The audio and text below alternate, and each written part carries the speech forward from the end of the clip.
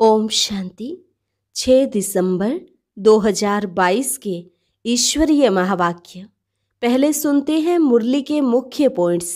बाबा ने कहा, देवताओं को होता है निर्विकारी पने का नशा, परंतु यहाँ के मनुष्यों को तो विकारों का नशा चढ़ा हुआ है। संगम पर ही बाप तुम बच्चों को पवित्रता का राज समझाते हैं, तुम्हें फिर औरों को समझाना है। बाप तो सारी दुनिया को बैठ नहीं समझाएंगे, अभी बाप आया है तुमको घर ले जाने। ड्रामानुसार सबको वापस तो जाना है ही, फिर पहले सूर्यवंशी आएंगे, उसके बाद चंद्रवंशी, फिर वैश्य और शूद्रवंशी आएंगे। बाबा ने कहा, मेरा रहने का स्थान वहां ऊपर में है, तो तुम्हारा बुद्धि योग भी सदा ऊपर रहना चाहिए, यहाँ नीचे नहीं रहना। अर्थात कभी कोई साकार को याद नहीं करना। मूल बात है याद की यात्रा में रहना। तुमको कल्प के बाद यह याद का धंधा मिलता है। यह मुश्किल सब्जेक्ट भी है और गुप्त भी, इसलिए मेहनत लगती है।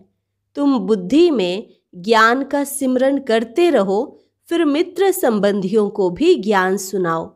समझाने की बड़ी युक्ति होनी चाहिए। जैसे भक्ति एकांत में करते हैं, ऐसे पढ़ाई भी एकांत में करनी चाहिए। इकट्ठे एक दो के वाइब्रेशन ठहरने नहीं देते हैं, इसलिए हर एक को अलग अलग समझाना है। और लास्ट में बाबा ने कहा, बच्चे यह अंतिम जन्म पावन बनेंगे तो विश्व का मालिक बनेंगे। कितनी बड़ी कमाई है। भले अपना काम धंधा भी करो, लेकिन मुझे याद कर पावन जरूर बनो। इस योग बल से ही तुम्हारी खाद निकलेगी और तुम सतो प्रधान बन जाएंगे।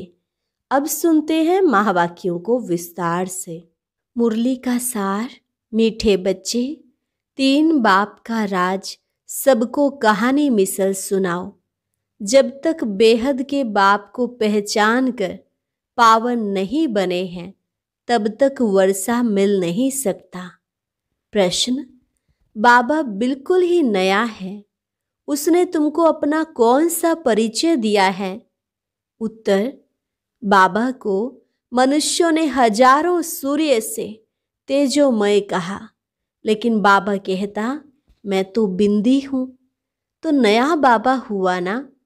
पहले अगर बिंदी का साक्षात्कार होता तो कोई मानता ही नहीं। इसलिए जैसी जिसकी भावना होती है, उन्हें वैसा ही साक्षात्कार हो जाता है। गीत ओम नमो शिवाय। ओम शांति। निराकार भगवानुवाच। सिर्फ भगवानुवाच कहने से कृष्ण का नाम याद आ जाता है, क्योंकि आजकल भगवान सब हो पड़े हैं, इसलिए निराकार शिव भगवानुवाच कहते हैं। गॉड फादर कहा जाता है। निराकार भगवानुवाच किसके प्रति? निराकार बच्चों, रूहों प्रति। रूहानी भगवानुवाच व ईश्वरवाच यह अक्षर शोभता नहीं है। निराकार भगवानुवाच शोभता है। अब घड़ी घड़ी तो नहीं कहेंगे, यह है बहुत गुप्त, इनका चित्र निकल न सके।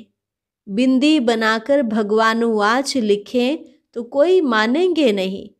भगवान के यथार्थ नाम रूप देश काल को कोई जानते ही नहीं। अगर बाप को जान जाए तो रचना को भी जान जाए, परंतु न जानना ही उन्हों का ड्रामा में नोंधा हुआ है।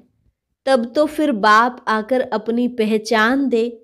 बाप कहते हैं, जब मेरा पार्ट होता है पतितों को पावन बनाने का, तब ही आकर मैं अपनी पहचान देता हूँ। पुरानी दुनिया को नया बनाता हूँ। पुरानी दुनिया में रहने वाले मनुष्य नई दुनिया में रहने वाले मनुष्यों को पूजते हैं। तुम बच्चों को समझाना है, जबकि ऋषि मुनि आदि सब कहते हैं हम रचता और रचना को नहीं जानते। फिर तुमने कहाँ से जाना?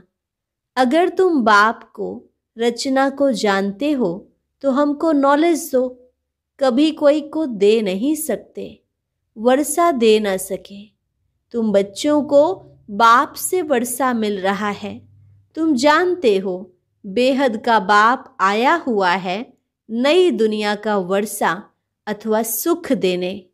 तो जरूर दुख खत्म हो जाएगा। वह है सुख धाम, यह है दुख धाम। अब इस दुख धाम का विनाश होना है। नई दुनिया ही अब पुरानी हुई है, फिर नई बन जाएगी। नई दुनिया को सतयुग, पुरानी दुनिया को कलयुग कहा जाता है। नई दुनिया में जरूर मनुष्य थोड़े होने चाहिए। सतयुग में एक ही धर्म था, इस समय तो अनेक धर्म है, दुख भी है। सुख से दुख, दुख से फिर सुख होता है। यह खेल बना हुआ है। दुख कौन देते हैं ये किसको पता ही नहीं है। रावण को माया कहा जाता है, धन को माया नहीं कहा जाता है। विकारी मनुष्य जानते हैं कि देवताएं निर्विकारी हैं, परंतु उन्हों को विकार का नशा चढ़ा हुआ है। देवताओं को है निर्विकारी पने का नशा। वहां अपवित्र कोई होते नहीं है। संगम पर ही तुम बच्चों को पवित्रता का राज समझाया जाता है। तुमको फिर औरों को समझाना है। बाप तो सारी दुनिया को बैठ समझाएगा नहीं, बच्चों को ही समझाना है। परंतु समझाने की बड़ी युक्ति चाहिए। सबको बताओ, भारत जो स्वर्ग नई दुनिया थी वह अब पुरानी हो गई है। रचयिता तो बाप ही है। वह खुद कहते हैं, मैं ब्रह्मा द्वारा नई दुनिया की स्थापना करता हूँ, बच्चों को अडॉप्ट करता हूँ। ब्रह्मा का नाम ही है प्रजापिता। तो जरूर इतने बच्चों को अडॉप्ट ही करेंगे, जैसे सन्यासी फॉलोअर्स को अडॉप्ट करते हैं, पुरुष स्त्री को अडॉप्ट करते हैं कि तुम मेरी हो। यहाँ भी तुम कहते हो शिव बाबा मैं आपका हूँ। घर बैठे भी बहुतों को टच हो जाता है। फिर क्या कहते हैं कि भले बाबा हमने आपको देखा नहीं है, क्योंकि बंधन में हूँ, आ नहीं सकती, परंतु मैं हूँ आपकी। पवित्र तो जरूर बनना पड़े। पतित मुक्ति जीवन मुक्ति में जा नहीं सकते।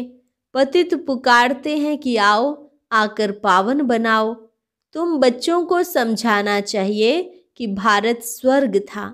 यह लक्ष्मी नारायण स्वर्ग के मालिक थे। जरूर डायनेस्टी चली होगी। नई दुनिया में नया राज्य था, अब वह नहीं है। और अनेक धर्म हैं, देवता धर्म है नहीं। यह पुरानी दुनिया कब तक चलेगी? वह सतयुग को लाखों वर्ष कह देते हैं। महाभारी लड़ाई का भी गायन है। बीच में थोड़ी खिटपिट हुई थी तो कहते थे महाभारत लड़ाई का समय है। यादवों की लड़ाई भी दिखाते हैं कि मुसलों द्वारा अपना विनाश किया। कभी लिखते हैं पांडवों और कौरवों की युद्ध, कभी लिखते हैं असुर और देवताओं की। आसुरी दुनिया के बाद फौरन दैवी दुनिया है। वह पतित, यह पावन। पावन देवता कैसे लड़ेंगे? वह है सतयुग में, यह कलयुग में। दोनों की लड़ाई कैसे हो सकती है? देवताएं अहिंसक, असुर हिंसक। देवताएं नरक में कैसे आएंगे? अभी तुम संगम पर हो।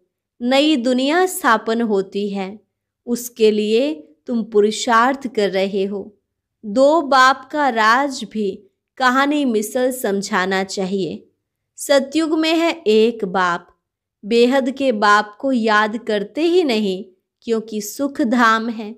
द्वापर युग में है दो बाप।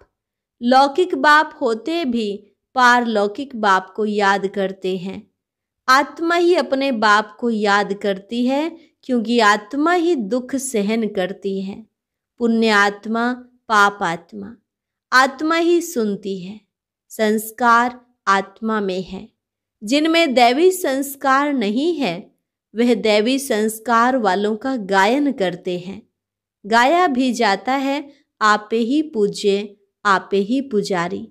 पुजारी बनते हैं तो गाते हैं, मुझ निर्गुण हारे में कोई गुण नाही, आपे ही तरस पुरोई। उनमें गुण है हमारे में नहीं है, पूज्य सो पुजारी। तुम ही पूज्य सो देवता थे, फिर तुम ही पुजारी बने हो। 84 जन्म लिए हैं, आधा कल्प पूज्य आधा कल्प पुजारी, हिसाब समझाना पड़े। देवता, क्षत्रिय, वैश्य, शूद्र, इस समय हम ब्राह्मण हैं, बीके हैं। इस समय हमको 3 बाप हो जाते हैं, लौकिक बाप, निराकार पारलौकिक बाप, तीसरा फिर प्रजापिता ब्रह्मा, जिस द्वारा हम ब्राह्मणों को पढ़ाते हैं। प्रजापिता नाम तो सुना है ना, ब्रह्मा द्वारा रचते हैं। तुम भी ब्राह्मण हो, तुम भी बाप को याद करो। बाप कहते हैं, मैं आया हूँ तुमको वापस ले जाने। निराकार बाप आत्माओं से बात करते हैं। तुम कहते भी हो, हम एक शरीर छोड़ दूसरा लेते हैं। शरीर का नाम रूप बदल जाता है, आत्मा तो एक ही है। बाप का नाम भी एक ही शिव है, उनको शरीर तो है नहीं। यह पॉइंट भी नोट करनी चाहिए। फिर जैसा आदमी वैसा ही समझाना है। हम बीके दादे से वर्षा ले रहे हैं, वही राजयोग और ज्ञान की नॉलेज देते हैं। मनुष्य से देवता बनना यह भी नॉलेज है। नॉलेज मिलती है संगम पर, जिससे फिर नई दुनिया में वर्षा पाते हैं। पतित दुनिया में आकर पावन दुनिया स्थापन करते हैं। अभी बाप आया है घर ले जाने। ड्रामानुसार सबको घर जाना है। फिर पहले सूर्यवंशी, फिर चंद्रवंशी, फिर वैश्य शूद्रवंशी बन जाते हैं। वह है निराकार आत्माओं का झाड़, यह है साकारी मनुष्यों का झाड़। ब्राह्मण, देवता, क्षत्रिय, वैश्य, शूद्र, इसमें सारा विराट रूप आ जाता है। ब्राह्मण वृद्धि को पाते रहते हैं। रुद्रमाला और विष्णु की माला बनेगी। ब्रह्मा की माला नहीं कह सकते, क्योंकि बदलते रहते हैं, इसलिए रुद्रमाला पूजी जाती है। यह है नई नई बातें। यह बातें कोई की बुद्धि में जरा भी नहीं है। कल्प की आयु लाखों वर्ष कह देते हैं, इसलिए तुम्हारी बातें सबको नई लगती हैं। नई दुनिया के लिए नई चीज मिलती है। बाबा भी वास्तव में नया है। वह तो कहते हैं नाम रूप से न्यारा है, या तो कह देते हैं हजारों सूर्य से तेजोमय है। सो तो जरूर जैसी भावना होगी वैसा साक्षात्कार होगा। बिंदी का साक्षात्कार हो तो कोई माने ही नहीं। ये सब बातें नई होने के कारण मूंझते हैं। जो यहाँ के होंगे उनकी ही सैपलिंग लगेगी। तुम बच्चों ने अब अच्छी तरह समझा है, तो पारलौकिक बाप के लिए भी समझाना है। तुम आधा कल्प से उनको याद करते आए हो। सुख देने वाले को ही याद किया जाता है। रावण सबका दुश्मन है, तब तो उनको जलाते हैं। पूछो रावण को जलाते कितना समय हुआ? बोलेंगे अनादि। उन्होंने यह मालूम ही नहीं कि रावण कब से आता है। सतयुग में तो रावण होता नहीं। भारत का सबसे पुराना दुश्मन रावण है। रूह को पतित बनाने वाला है। आत्मा का दुश्मन कौन? रावण। आत्मा के साथ शरीर भी है, तो दोनों का दुश्मन कौन हो गया? रावण। रावण आत्मा में है। रावण क्या चीज है? बस विकार है। ऐसे नहीं कि रावण में भी आत्मा है। रावण 5 विकारों को कहा जाता है। आत्मा में ही 5 विकार हैं, जिसका पुतला बनाते हैं। तुम जानते हो अभी है दुख, फिर सुख में जाना है, तो जरूर बाप आकर ले जाएंगे। वही पतित पावन है। जैसे दूसरी आत्मा है, वैसे यह भी आते हैं। श्राद्ध खिलाते हैं तो आत्मा को बुलाते हैं। ब्राह्मण को ही अपने बाप की आत्मा समझ सब कुछ करते हैं। समझते हैं वह आत्मा आती है, आत्मा बोलती है। हाँ, इनका आना न्यारा है, यह है भगवान का रथ। भागीरथ कहते हैं, पानी की बात नहीं, यह है सारी ज्ञान की बात। बाप समझाते हैं, मैं साधारण तन में प्रवेश करता हूँ। इनका नाम ब्रह्मा रखा है। इनको अडोप्ट नहीं करता हूँ, इनमें प्रवेश करता हूँ, फिर तुमको अडोप्ट करता हूँ। तुम कहते हो शिव बाबा मैं आपका हूँ। तुम्हारा बुद्धि योग ऊपर चला जाता है, क्योंकि बाबा खुद कहते हैं मुझे याद करो तो तुम्हारे विकर्म विनाश होंगे। इस यात्रा पर रहो। समझो यह बाबा कहाँ जाता है तो याद शिव बाबा को करना है। शिव बाबा इस रथ में दिल्ली गया, कानपुर गया, बुद्धि में शिव बाबा की याद रहे। नीचे नहीं रहना है, बुद्धि ऊपर रहे। आत्मा परमात्मा बाप को याद करे। बाप कहते मेरा रहने का स्थान तो वहाँ ऊपर है, हमारे पिछाड़ी यहाँ नहीं भटकना है। तुम मुझे भी वहाँ याद करो। तुम आत्माएं भी बाप के साथ रहने वाली हो। ऐसे नहीं बाबा का स्थान अलग, तुम्हारा अलग है, नहीं। यह बातें बुद्धि में बिठानी है। एक एक को अलग, जैसे तुम कराची में समझाते थे वैसे अच्छा रहता है। इकट्ठे एक दो के वाइब्रेशन ठहरने नहीं देते हैं। भक्ति भी एकांत में करते हैं, यह पढ़ाई भी एकांत में करनी है। पहले बाप का परिचय देना है। बाप पतित पावन है, उन द्वारा हम पावन बन रहे हैं। बाप कहते हैं बच्चे यह अंतिम जन्म पावन बनेंगे तो विश्व के मालिक बनेंगे। कितनी बड़ी कमाई है। बाप कहते हैं धंधादि भले करो, सिर्फ मुझे याद करो, पावन बनो तो योग बल से तुम्हारी खाद निकल जाएगी। तुम सतो प्रधान बन जाएंगे। एक रस कर्मातीत अवस्था बन जाएगी। बुद्धि में ज्ञान का सिमरन करते रहो। मित्र संबंधियों को भी यह समझाते रहो। कल्प पहले भी तुमको ऐसे समझाया था, कोई नई बात नहीं है। कल्प कल्प बाबा आकर हमको समझाते हैं, हम फिर नई दुनिया वालों को समझाते हैं। भारत बरोबर स्वर्ग था, फिर बनेगा।